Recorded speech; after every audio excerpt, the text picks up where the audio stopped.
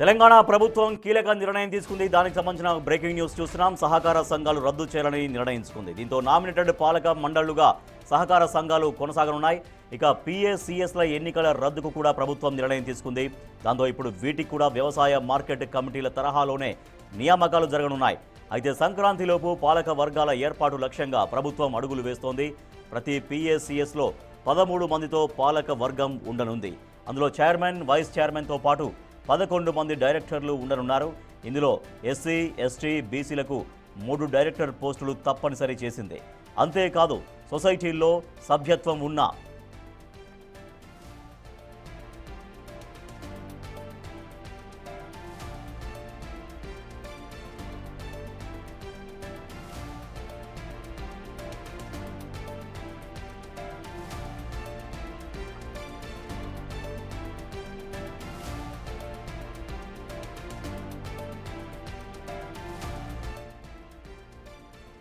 ప్రతి PACSలో 13 మందితో పాలక వర్గం ఉండనుంది. అందులో చైర్మన్, వైస్ చైర్మన్తో పాటు 11 మంది డైరెక్టర్లు ఉండనున్నారు.